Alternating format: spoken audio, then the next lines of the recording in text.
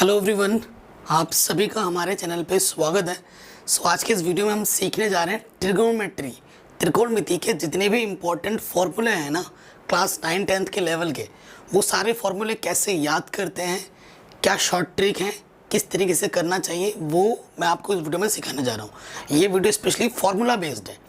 अगर आपको बेसिक्स और जानना है तो मैंने सारी चीज़ें करा रखी हैं। त्रिकोणमिति के एनसीईआरटी एक्सरसाइज करवा रखे हैं, इंपॉर्टेंट क्वेश्चंस करा रखे हैं, ठीक है, प्रीवियस क्वेश्चंस करा रखे हैं। तो वो डिस्क्रिप्शन में मैं लिंक दे दूंगा, उनको आप देखिए और सीखिए, ठीक है।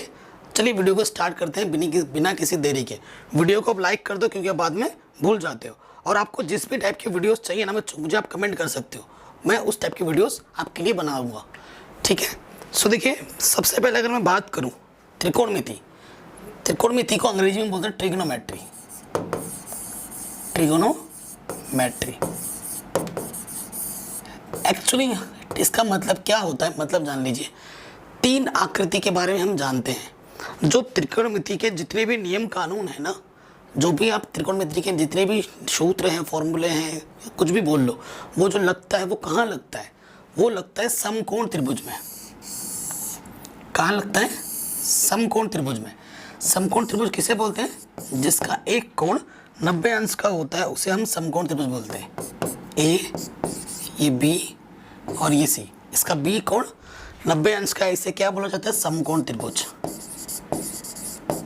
ठीक है, समकोण त्रिभुज, ठीक है। अंग्रेजी में इसका जो नाम है वो होता है right angle triangle. Right angle triangle बोलते हैं इसको अंग्रेजी में, ठीक है। देखो, जो फर्श की तरह नीचे लेटा पड़ा है ना, इसे हिंदी में क्या बोला जाता है? आधार।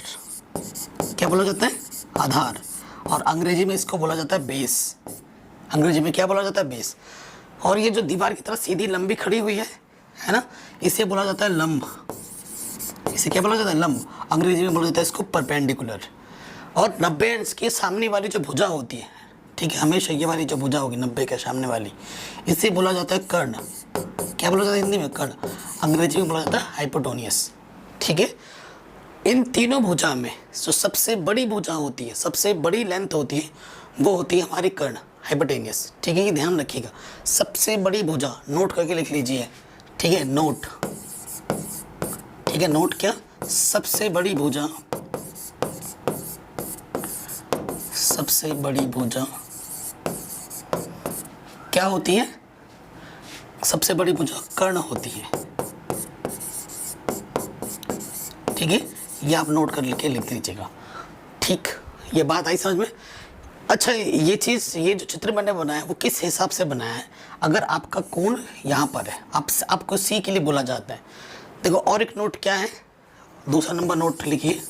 और दूसरे नंबर का नोट ये है कि जिस कोण बोल लिख देते हैं शॉर्टकट में, कोण के सामने वाली भुजा, कोण के सामने वाली भुजा लंब होती है।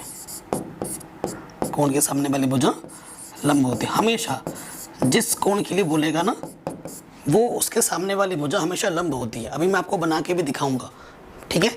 जिस कोण के लिए बोलेगा उसके जस्ट सामने वाली भुजा लंब होती है। कर्ण हमेशा स्थिर रहता है, कर्ण हमेशा फिक्स रहता है। 90 अंश के सामने वाली भुजा हमेशा कर्ण होगी। बदलेगा तो आधार और लंब बदल सकता है, वो निर्भर करता है किस कोण के लिए आप तुझसे पूछ रहा है। सी कोण के लिए ये वाली भुजा लंब है, और ए कोण के लिए ये वाली भुजा लंब हो जाएगी। अगर ये लंब हो जाएगी तो ये आधार हो जाएगी। रुको, टेंशन मत लो, अभी मैं आपको और चीज़ें समझा दूंगा चित्र बनाकर। तो सबसे पहली चीज़, त्रिकोणमिति के जितने भी नियम कानून हैं सर कहाँ पर लगते हैं? सर समकोण त्रिभुज में लगते हैं। समकोण त्रिभुज किसे कहते हैं? वह त्रिभुज जिसका एक कोण 90 अंश का होता है उसे हम समकोण त्रिभुज कहते हैं बच्चों, ठीक है बच्चों। ये चीज़ हो गई। और सबसे बड़ी भुजा हमारी कर्ण होती है। किसी भी कोण के सामने वाली भुजा को हम हमेशा लंब कहेंगे। ये चीज़ अभी तक हमने जानी है, ओके। अगर मैं बात करूँ, फिर से मैं एक राइट एंगल बना लेता हूँ, बड़ा करके ही बना रहा हूँ।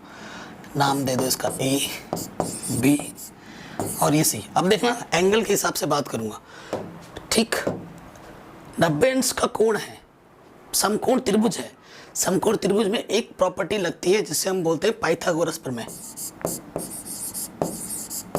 पाइथागोरस प्रमेय। अगर ये समकोण त्रिभुज है तो हमेशा पाइथागोरस प्रमेय को क्या करेगा, संतुष्ट करेगा।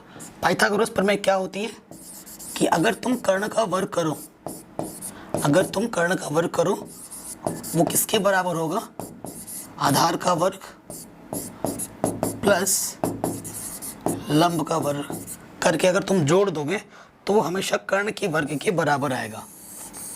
ये हर बार होगा अगर ये समकोण त्रिभुज है तो। अगर ये समकोण त्रिभुज है तो इसको हर बार संतुष्ट होना ही होना है, अवश्य होगा, चाहे दुनिया इधर से उधर हो जाए, ये चीज़ नहीं हिलने वाली, ये फिक्स है हमेशा। ठीक है, तो इसका यूज़ क्या होता है, इसका यूज़ कब किया जाता है, इसका उपयोग कब होता है, कभी कभी हमें क्वेश्चन दिया होता है ना, तो क्वेश्चन में क्या होता है, अभी आपको करके भी दिखाऊंगा एक आध क्वेश्चन, तभी मैं बोल रहा हूँ बच्चों इस वीडियो के बाद ना जो NCERT एक्सरसाइज की मैं लिंक डाल दूंगा डिस्क्रिप्शन में, उसको देखना, उससे आपका कॉन्सेप्ट और निखर के आएगा। और जब चीज़ें देखोगे भी ना आप फटाफट समझने भी लगोगे, हाँ सर ये ऐसा होता है, ऐसे होता है, ये मेरा दावा है। ठीक है, आराम से समझ जाओगे। इसका प्रयोग तब होता है जब आपके पास कोई भी दो भुजा पता हो, तीसरी भुजा निकालनी हो। कोई भी दो भुजा पता हो, या तो लंब पता हो, कर्ण पता हो, आधार निकल जाएगा, आधार पता हो, लंब पता हो, कर्ण निकल जाएगा। तो अगर दो भुजा पता है तो तीसरी भुजा निकालने के लिए इस सूत्र का उपयोग किया जाता है। ठीक है, वो NCERT क्वेश्चंस में हमने कर भी रखे, हम जाके देख सकते हैं। अब बात करते हैं, सर ये चीज़ तो हो गई, जो ट्रिग्नोमेट्री होती है ना, त्रिकोणमिति जो होती है उसमें 6 चीज़ें हैं। ठीक है, साइन थीटा, कॉस थीटा, मस्त मस्त नाम है। ठीक है, पहला नाम क्या है, साइन थीटा, दूसरा नाम है कॉस थीटा, तीसरा नाम है टेन थीटा, चौथा नाम है कॉसेक थीटा। ठीक है, और पांचवा नाम है सेक थीटा, और छठा नाम है क्या, और कॉट थीटा। ये 6 चीज़ें होती हैं, मैं इनको नंबरिंग कर दे रहा हूँ बच्चों, number 1, number 2, number 3, number 4, number 5, number 6। अब इनको याद करने के बहुत सारे तरीके हैं। एक तो आप चीज़ों को रट डालो, और एक शॉर्ट ट्रिक है। शॉर्ट ट्रिक क्या है वो देख लीजिए बच्चों पहले आप। शॉर्ट ट्रिक क्या है हमारे पास, लाला आम लाया कच्चा कच्चा आम। ठीक है, लाला आम लाया कच्चा कच्चा आम। ठीक है, यहाँ कई बच्चे से ऐसे याद कर, लाल बट्टे कक्का, बट मैंने अपने टाइम में ऐसे याद किया था, मेरे बड़े भैया ने मुझे सिखाया था, लाला आम लाया कच्चा कच्चा आम। ठीक है, ये मुझे मस्त लगता था, बोलने में भी मज़ा आता था मुझे। सो देखो यहाँ पर लिखो आप साइन, यहाँ लिखोगे आप कॉस, इसे 2-4 बार बोलो, 3-4 बार लिखो, चुटकियों में याद हो जाएगा, ज़िंदगी पे भूलोगे नहीं। साइन कॉस टेन, फिर यहाँ आ जाएगा कॉसेक, यहाँ आ जाएगा सेक, और यहाँ आ जाएगा कॉट। ये वीडियो डिमांड की वीडियो थी, तभी मैं बना रहा हूँ, क्योंकि सब तो पढ़ा चुका हूँ। बोल रहे कि सर एक फार्मूला पर वीडियो बना दीजिए, हम कैसे चीज़ों को याद रख पाएँ और सारे फार्मूले एक ही जगह पे आ जाए त्रिकोणमिति के। तो उसी डिमांड को पूरा कर रहा हूँ मैं। अगर आपकी भी कोई डिमांड है तो मुझे ज़रूर बताइएगा, मैं उस पर वीडियो बना दूंगा, डोंट वरी। सो देखो अब फार्मूला बनाने का टाइम आ चुका है। ये तो हमारा हो गया सूत्र एक तरीके से याद रखने का। एल का मतलब क्या है, एल का मतलब है लंब। ठीक है, ए का मतलब क्या है, ए का मतलब है आधार। ठीक है, और के का मतलब क्या है, कर्ण। ठीक है बच्चों, घबराने वाली कोई बात तो नहीं है ना, आराम से हो रहा है। अब यहाँ आ जाओ, साइन थीटा क्या होगा, ऊपर से देना है लंब बट्टे कर्ण, एल बट्टा के, यानी कि अगर लिखना चाहो लंब बट्टे में कर्ण। कॉस थीटा क्या होगा, आधार बट्टे कर्ण, आधार बट्टे कर्ण। ठीक है, इस तरीके से याद रखना है, आधार बट्टे कर्ण। उसके बाद टेन थीटा क्या होगा, लंब बट्टे आधार, लंब बट्टे आधार।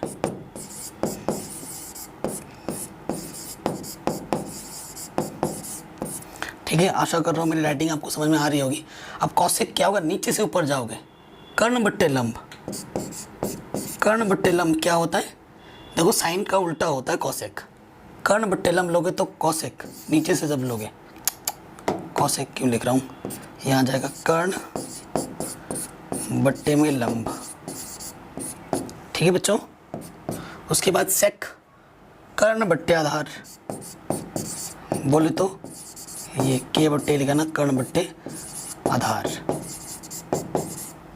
रटने की कोई ज़रूरत ही नहीं है, आराम से याद हो। कॉट का वो क्या होता है, आधार बट्टे लंब, आधार बट्टे लंब, आधार बट्टे में लंब। आप खुद देखिए सूत्र बन गया ना, आराम से बन गया। ठीक है, ये चीज़ आ गई समझ में। ये देखिए ये सारे सूत्र मैंने लिख दिए इसकी मदद से, बस इसको आप अच्छे से याद कर लो। लाला आम लाया कच्चा कच्चा आम, sine cos tan cosec sec cot. ऊपर से लोगे साइन लेना है, नीचे से लोगे तो कॉसेक लेना है। मतलब 2 बार देखिए 3 बार लिखिए, सारे याद हो जाएंगे ऑटोमेटिकली। ठीक है, अब मैं आपको समझा रहा हूँ खेल। बच्चे इसमें कंफ्यूज रहते हैं। देखिए एक चित्र में बना रहा हूँ, ये है ए बी सी, फिर से वही चित्र इधर भी बना दे रहा हूँ। देखिए मैं कहना क्या चाह रहा था वहाँ पे समझिए। ये भी है ए बी सी, यहाँ पर ये 90 अंश का है, यहाँ पर भी ये 90 अंश का है। ठीक है, सो एक बार क्वेश्चन में ए के लिए बोला है, ये हमारे पास इस ए के लिए बोला है, और एक बार क्वेश्चन में यहाँ के लिए बोला है, सी के लिए बोला है। ठीक है, तो देखिए मैं क्या कहना चाह रहा था आप लोगों को। तो देखो अगर इसके लिए बोला है ना, तो इसके सामने वाली भुजा क्या हो जाएगी, लंब। 90 अंश के सामने वाली भुजा हमेशा कर्ण रहती है, कर्ण हमेशा फिक्स होता है, ये नहीं बदलेगा। अगर ये लंब है तो बेटा ये क्या होगा, आधार होगा। ठीक है, इधर आ जाओ, इसके लिए बोल रहे हैं इसके सामने वाली भुजा क्या होगी, लंब होगी। 90 अंश के सामने वाली भुजा हमेशा कर्ण होती है, ये तो फिक्स ही रहेगा। अगर ये लंब हो गई तो ये क्या होगा, आधार। तो डिपेंड करता है आपके लिए कौन सा कोण पूछ रहा है। जिस भी कोण के लिए पूछेगा उसके सामने वाली भुजा हमेशा लंब होती है, जिस भी कोण के लिए वाले पूछेगा उसके सामने वाली भुजा हमेशा लंब होती है। कर्ण हमेशा स्थिर रहता है। देखो 90 के सामने वाली कर्ण, 90 के सामने वाली कर्ण बदलता क्या है, कोण के आधार पर लंब और आधार बदलते हैं। कैसे बदलते हैं वो भी मैंने आपको दिखा दिया। ठीक है, अगर एंगल ए के लिए पूछेगा तो बी सी भुजा लंब होगी और बी ए भुजा आधार होगी। अगर कोण सी के लिए पूछेगा तो ए बी भुजा लंब होगी, बी सी भुजा हमारी आधार होगी। ठीक है बच्चों, आगे समझ में। उसके बाद जो नए बच्चों को तकलीफ़ होती है ना, तकलीफ़ होती है टेबल बनाने में। सारे टाइप के क्वेश्चंस करा दूंगा, डोंट वरी। टेबल बनाने में तकलीफ होती है तो मैं देखो बेटा टेबल भी बनाकर दिखा दूंगा आपको। ठीक है, टेबल भी बनाएंगे। यहाँ पर लिखता हूँ मैं थीटा। ठीक है, यहाँ पर मैंने लिखा 0, यहाँ मैंने 30, यहाँ मैंने 45 डिग्री, फिर मेरा 60 और फिर मेरा आ जाएगा 90। ठीक है, और मैं थोड़ा 6 अनुपात है, 6 आएंगे, 3 हो गए, 4, हाँ 6 आ जाएंगे हम आराम से। ठीक है, मैं आपके सामने कर रहा हूँ, कुछ मैंने लिख के नहीं लाया हूँ, क्योंकि ये कुछ है ही नहीं इसमें यार। आप इस वीडियो को एक बार ढंग से देखना, आपको मज़ा आ जाएगा। बस अगर समझ में ना आया ना, कोई तकलीफ़ की बात नहीं, एक बार दोबारा देखो कि सर क्या बोल रहे हैं, उसको सुनो, कान अपने खोल के सुनो, है ना, और प्रैक्टिस करो। मन के अंदर डर ना, अरे भाई त्रिकोणमिति बहुत टफ है, बहुत टफ है, तो वाकई में आपको टफ लगेगी यार। जो हम सोचते हैं ना, हमारा दिमाग उसको ऑब्जर्व करता है। हमेशा पॉजिटिव सोचो कि हाँ मैं कर लूँगा, मेरे से हो जाएगा, मैं सीख लूँगा, नहीं आ रहा मैं सीखूँगा, हो जाएगा। ठीक है, लेकिन आपको सीखने का एफर्ट डालना पड़ेगा, रिवाइज करनी पड़ेगी, बार बार देखना पड़ेगा, हो जाएगा। देखो सबसे पहले हम क्या लिखेंगे यहाँ पर, साइन। ठीक है, कुछ कलर डिफरेंट ले लेते ना, नहीं तो मैच हो जा रहा है। ग्रीन ले लेता हूँ मैं। सबसे पहले मैंने साइन लिखा, यहाँ कॉस और यहाँ टेन। ठीक है, फिर आ जाएगा यहाँ पर कॉसेक, फिर यहाँ पर सेक और फिर यहाँ पर कॉट। टेबल बनाने की भी ना बहुत से तरीके, मैंने सेपरेट एक वीडियो अलग से बना रखी है, शॉर्ट ट्रिक। टेबल बनाने के 3-4 तरीके समझा दिए मैंने। अब जो देखना अच्छा लगे, मैं एक सिंपल तरीके यहाँ बताने जाऊँगा, एक ही तरीके बताऊँगा, बट मैंने एक अलग से वीडियो बनाई है सिर्फ टेबल बनाने के 3 से 4 तरीके बता दिए। अब उस वीडियो के लिंक पे मैं डाल दूँगा, अगर आपको जो सा वीडियो अच्छा लगे आप देख सकते हैं वहाँ से भी जाकर, बट यहाँ सबसे आसान वाला बताऊँगा, ठीक है।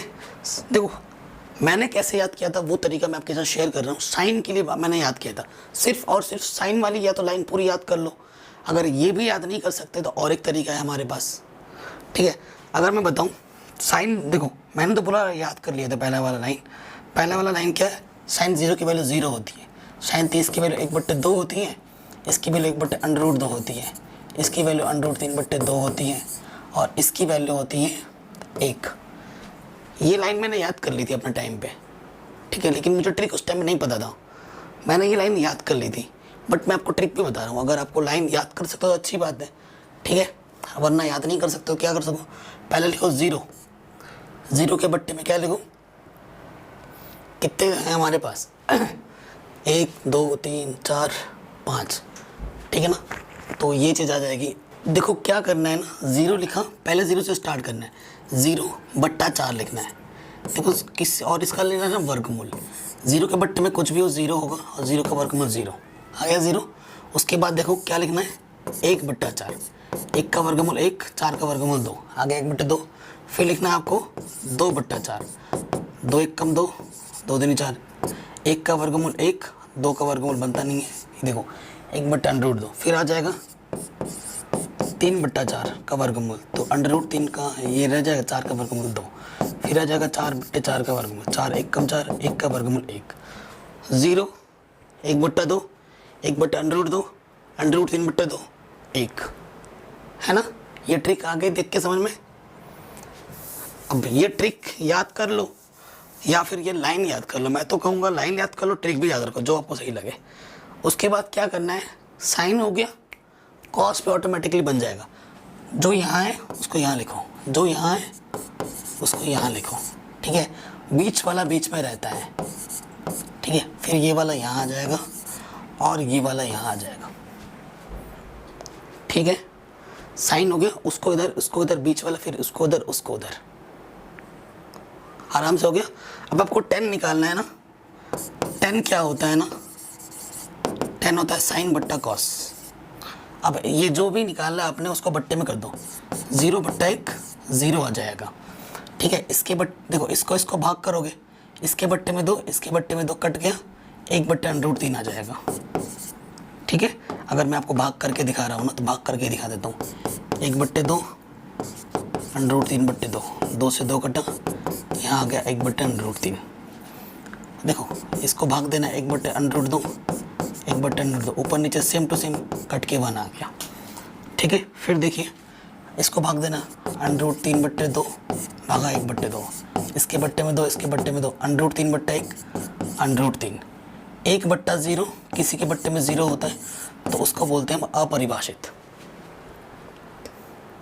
उसको हम बोलते हैं अपरिभाषित। अब मज़ेदार चीज़ क्या है ना, 10 का जो होता है उसका उल्टा होता है कॉट, उसका उल्टा क्या होता है, कॉट होता है। सो देखिए मज़ेदार क्या है, ये इन्फिनिट यहाँ है, यहाँ आ जाएगा, ये √3 यहाँ है, यहाँ आ जाएगा, ये 1 यहाँ है, बीच में ही रहेगा, ये यहाँ है, ये यहाँ आ जाएगा, और ये यहाँ आ जाएगा। 10 की मदद से आपने कॉट भी बना लिया, हाँ। अब साइन कॉसेक का फॉर्मूला क्या होता है ना, कॉसेक का फॉर्मूला होता है 1/sin, ठीक है, मतलब पलट दो, 0 को जब हम पलटेंगे, देखो 0 को जब हम पलटेंगे तो क्या आ जाएगा 1/0, तो ये हो जाएगा अपरिभाषित, ठीक है। 1/2 को पलटोगे 2/1 हो जाएगा, ये आ जाएगा 2, √2/1 हो जाएगा, ये हो जाएगा, देखो यहाँ से 2/1 करेंगे तो 2, √2/1 करेंगे तो √2, इसको पलटोगे ऊपर 2 आ जाएगा, नीचे √3 आ जाएगा, और 1/1 1 ही आएगा, ठीक है। ये सूत्र से आ गया। अब सेक क्या होता है ना, सेक क्या होता है, 1/cos होता है, कॉस का व्युत्क्रम, तो 1 का व्युत्क्रम 1 होता है, ठीक है। इसका व्युत्क्रम करोगे तो ये 2/√3 हो जाएगा, ठीक है, √2/1 √2 हो जाएगा, 2/1 2 हो जाएगा, ठीक है, और 0 का रेसिप्रोकल अपरिभाषित हो जाएगा। अगर आपने ध्यान से लगाया होगा, आपको एक चीज़ नोटिस की होगी आपने कि जो यहाँ था वो यहाँ आ गया, जो यहाँ था सॉरी इसकी बात हो रहा है। जो यहाँ था वो यहाँ आ गया, जो यहाँ था वो यहाँ आ गया, जो यहाँ था वो यहाँ आ गया, जो यहाँ था यहाँ आ गया, जो यहाँ था यहाँ आ गया। तो कॉसेक का बना के आप सेक तुरंत बना सकते हो, है ना। या तो रेसिप्रोकल का करो, कॉसेक बन गया तो सेक उसका उल्टा करके बन जाएगा। तो इस तरीके से आप टेबल बना सकते हो। सबसे मेन चीज़ क्या होती है, जब हम एग्ज़ाम दे रहे होते हैं बच्चों, तो क्या होता है, हमें कॉपी पहले ही मिल गई हुई होती है ना। तो उन टाइम्स में पता है क्या करना चाहिए, मैं क्या करता था, मैं हमेशा जब तक मैंने एग्ज़ाम दिया तब तक मैं करता था, जब जैसे ही मुझे कॉपी मिला तो मैं क्या करता था, पीछे नहीं, एकदम बीच के एक पन्ने में ना रफ लिख के सारे फॉर्मूले जो मुझे लगता था कि मैं भूल जाऊँगा, जो मुझे याद है कंटेस्ट थे, ठीक है कोई बात नहीं, जो मुझे लगता है कि मैं भूल सकता हूँ फटाफट लिख देता था वहाँ पर फॉर्मूला, है ना। थोड़ा स्मार्ट बनो, जैसे टीचर है छुपा लो, कई टीचर होते हैं लिखने देते हैं, कोई बात नहीं है, और वो नकल नहीं है, आप खुद से लिख रहे हो, बाद में उसको रफ करके काटोगे तो कोई फ़र्क नहीं पड़ेगा आप पर, ठीक है। आपके ना आंसर शीट नकल नहीं मानी जाएगी, वो प्रॉपर तरीका है। ये चीज़ किया करो, एग्ज़ाम में जा रहे हो फटाफट ये टेबल बना के रख दो, फिर फटाफट देख के कर दो प्रॉपर। तो जो भी टाइम मिले ना उसको यूटिलाइज़ करो प्रॉपर वे में। मैं हमेशा करता था ऐसी चीज़ें, जो मुझे लगता था कि मैं फॉर्मूले भूल सकता हूँ, कुछ डेट्स भूल सकता हूँ, तो वो पहले लिख लेता था जाकर, और फिर बाद में उसको कट करके रफ लिख देता। टेबल भी बन गई।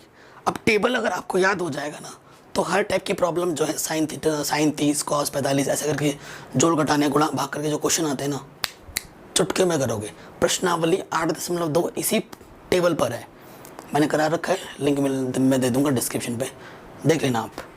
उसके बाद और एक कॉन्सेप्ट आता है, जैसे कि यहाँ पर लिखा है साइन 20, हाँ बट्टे में लिखा होगा cos 70।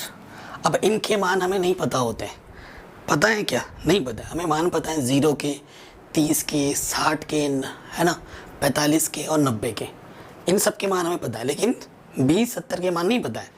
तो एक नियम है और एक कानून है। कानून क्या कहती है, अगर दो एंगल है, अगर दो कोणों को जोड़ने पे 90 आता है ना, तो किसी भी एक कोण को आप परिवर्तित कर दो, ठीक है, किसी भी एक कोण को परिवर्तित करो। और इस पर आधारित जो प्रश्नावली 8.3 है, देखिएगा आप लोग, उसमें सिर्फ 6 फॉर्मूले हैं। 6 फॉर्मूले क्या हैं, देखो पहला फॉर्मूला क्या है मैं आपको बताता हूँ, 6 नहीं बोल सकते, 3 ही बोलेंगे हम, देखिएगा। पहला फॉर्मूला क्या है, sine 90 minus theta cos theta, ठीक है। फिर दूसरा फॉर्मूला क्या है, साइन हो गया, कॉस हो गया, फिर क्या है, cosec 90 minus theta sec theta, और यहाँ क्या है, टेन 90 माइनस थीटा क्या होता है, कॉट थीटा। हाँ, ये 3 हो गए। अब इन 3 में अगर आपको ये 3 याद हो गए, तो इसी की मदद से बाकी और 3 याद हो जाएंगे। बाकी और 3 देखिए क्या होगा, कॉस, यहाँ लिखो कॉस 90 माइनस थीटा, कॉस को उधर करो, कॉस 90 माइनस थीटा क्या होता है, साइन थीटा, ठीक है। फिर सेक आ जाएगा यहाँ पर, सेक 90 माइनस थीटा, तो क्या आ जाएगा, कॉसेक थीटा, मतलब ये वाला उधर गया, वो वाला इधर आ गया, ऐसे सोच सकते हो। फिर यहाँ पर कॉट 90 माइनस थीटा क्या हो जाएगा, टेन थीटा। 3 आपने देखो, इसकी मदद से ये वाला हो जाएगा, इसकी मदद से ये वाला हो गया, इसकी मदद से ये वाला हो गया, ठीक है। बहुत ही आसान सूत्र है, 2 बार पढ़ो, 5 बार कॉपी पे लिखो, आपको ये सूत्र ज़िंदगी भर याद रहेगा, ये मेरा दावा है, ज़िंदगी भर याद रहेगा ये सूत्र, ठीक है। तो इस पर आधारित प्रश्नावली थी, 8.3 है, जिसकी मैं लिंक डाल दूंगा डिस्क्रिप्शन में, वो देखना है। अब आते हैं नेक्स्ट क्या है, सिद्ध करने वाले जो क्वेश्चन आते हैं, ठीक है, सिद्ध करने के लिए क्वेश्चन आ जाते हैं एग्जाम में, उनको कैसे करना है वो देखिए। उसके लिए फॉर्मूला क्या है, शॉर्ट ट्रिक क्या है। तो पहले एक चीज़ बताता हूँ, पहले 3 सर्वसमीका है, क्या है, सर्वसमीका 3 है। 3 सर्वसमीका क्या है बच्चों, वो देख लो पहले, पहला, दूसरा, तीसरा। पहला सर्वसमीका है sine square theta plus cos square theta equals to 1। दूसरा है 1 plus tan square theta equals to sec square theta, ठीक है। और तीसरा है 1 plus cot square theta equals to cosec square theta. ये 3 सूत्र हैं, ये 3 सर्वोच्च समीकरण हैं मेन। अब इन्हीं 3 से ना बहुत सारे सूत्र बन जाते हैं, बट ये 3 मेन हैं। आपको पता है ये जो 3 सूत्र है ना, वो एक सूत्र से ही बना है। इसी से ही ये बाकी 2 बने हैं, इसी से ही बाकी 2 बने हैं। वो मैं बताऊंगा कैसे बने हैं। अगर तुम इस वाले पद को कॉस स्क्वायर से सब में भाग कर दो, ये आ जाएगा, और इस वाले को फिर साइन से भाग कर दो, फिर ये आ जाएगा दोनों तरफ, ठीक है। देखो अगर ये 3 सूत्र तुम्हें याद है, इससे तुम और कैसे बना सकते हो, और क्या बनेगा। देखो तुम कॉस को उधर ले जाओगे,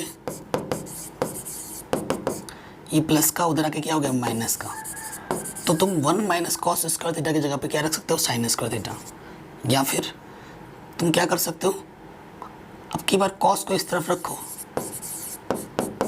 साइन को उस तरफ ले जाओ, तो 1 माइनस साइन स्क्वायर थीटा की जगह पे तुम क्या रख सकते हो, कॉस स्क्वायर थीटा। या कॉस स्क्वायर थीटा की जगह पे तुम रख सकते हो 1 माइनस साइन स्क्वायर थीटा। एक सूत्र था, उससे तुमने और 2 बना लिए। यही काम तुम नीचे भी कर सकते हो, ठीक है। पहला क्या कर सकते हैं, सेक स्क्वायर थीटा, ये प्लस का इधर के क्या हो जाएगा माइनस का, ठीक है। Sec square theta minus tan square theta का मान क्या होता है 1, ठीक है। या फिर टेन स्क्वायर थीटा को मैं लिख सकता हूँ, ये प्लस का 1 इधर के क्या हो गया -1। सेक स्क्वायर थीटा माइनस का 1 क्या होता है, टेन स्क्वायर थीटा। या टेन स्क्वायर थीटा की जगह पे मैं रख सकता हूँ सेक स्क्वायर थीटा माइनस के 1। अब इसी तरीके से इसको और बना सकते हो। देखो ये प्लस का उधर के क्या हो जाएगा minus, cosec square theta minus के कॉट स्क्वायर थीटा का मान 1 होता है। अब ये थीटा बराबर होना चाहिए। देखो उसका मान तुम तभी रख सकते हो अगर यहाँ पर लिखा हुआ है ना sine square 30 plus cos square 30, ठीक है, तभी उसका मान 1 होगा। अगर यहाँ लिखा हुआ है साइन स्क्वायर 30 और कॉस स्क्वायर 60, तो उसका मान 1 नहीं होगा, उसका मान कुछ और होगा, ये ध्यान रखना है। एंगल बराबर होना चाहिए, तभी उसके जगह पर तुम 1 रख सकते हो, अन्यथा नहीं, ठीक है। और क्या कर सकते हैं, देखो प्लस का 1 अगर उधर चला जाए, ठीक है, तो ये क्या आ जाएगा कॉसेक स्क्वायर थीटा माइनस के 1। तो ये 3 सर्वोच्च समीकरण थी जिससे हमने और भी कई सारे सूत्र बना लिए, और इन सभी का उपयोग होता है कहीं ना कहीं पर, इन सभी का उपयोग होता है कहीं ना कहीं पर। ये हमारी मेन सर्वोच्च समीकरण है। अब इन टाइप के क्वेश्चंस को सॉल्व करने का एक तरीका होता है प्रॉपर, वो मैं आपके साथ अभी बताने जा रहा हूँ। और इस पर आधारित प्रश्नावली 8.4 पूरी है, और इससे एक क्वेश्चन 100% मोहर लगा के हर बार एग्जाम में आता है, बोर्ड एग्जाम में हर बार आता है बड़े नंबर में, ठीक है। तो नियम कानून क्या कहती है वो जान लो थोड़ा सा, ठीक है। नियम कानून क्या कहती है, सुनो ढंग से। अगर दिए गए क्वेश्चन में किसी भी सर्वोच्च समीकरण का प्रयोग नहीं हो रहा है, सुन रहे हो, सर्वोच्च समीकरण मतलब ये जो आपके पास क्वेश्चन दे रखा है, अगर उस क्वेश्चन में इनमें से कोई सा भी सर्वोच्च समीकरण नहीं लग रहा है, तब दिए गए क्वेश्चन हमेशा साइन कॉस वगैरह में दिया रहेगा, ठीक है। तो क्वेश्चन को हमें साइन कॉस के पदों में बदलना होता है, फिर उसको सरल करना होता है। आई बात समझ में। अगर ये जो चीज़ मैं बोल रहा हूँ ना, उसका मैं, क्योंकि ये वीडियो फार्मूला बेस्ड है, फार्मूले के लिए वीडियो बना रहा हूँ।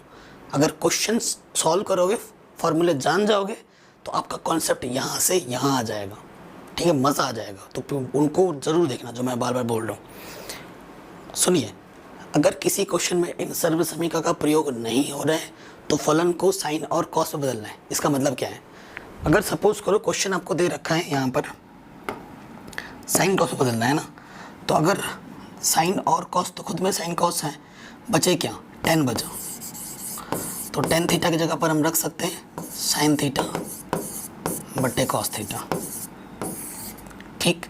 उसके बाद कॉट थीटा, कॉट में क्या होता है, कॉस ऊपर आ जाता है, साइन नीचे आ जाता है, ठीक। साइन टेन थीटा बट्टे कॉट थीटा हो गया।